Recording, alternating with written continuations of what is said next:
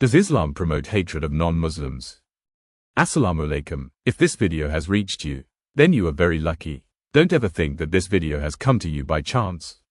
Allah Almighty has chosen you to watch this video. My dear brothers and sisters, some people assume that Islam teaches Muslims to hate non-Muslims. This is a serious misunderstanding. Let's clear it up today. Before we begin, hit that subscribe button. Every week, we share 2 videos, practical tips and spiritual reminders to protect your rizq.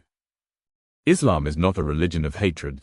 It is a religion of justice, mercy, and respect.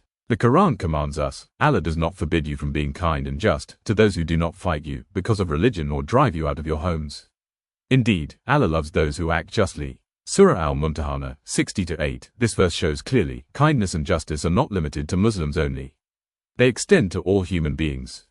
Look at the life of Prophet Muhammad. He had neighbors of different faiths, and he treated them with kindness. When a Jewish funeral passed by, the Prophet stood up in respect. His companions asked, but he was not a Muslim. The Prophet replied, was he not a human soul? This is the mercy and dignity Islam teaches.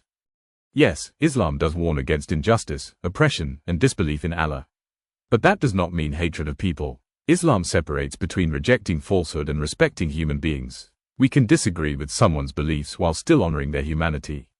So, does Islam promote hatred of non-Muslims? The answer is no. Islam promotes justice, respect, and compassion for all. Our duty as Muslims is to reflect this mercy in our daily lives so that people see Islam not through misconceptions, but through our character.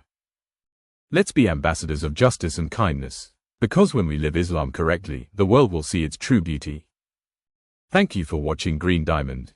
If this message inspired you, don't forget to like, share, and subscribe for more videos that bring clarity and motivation. Let's spread knowledge, not misconceptions.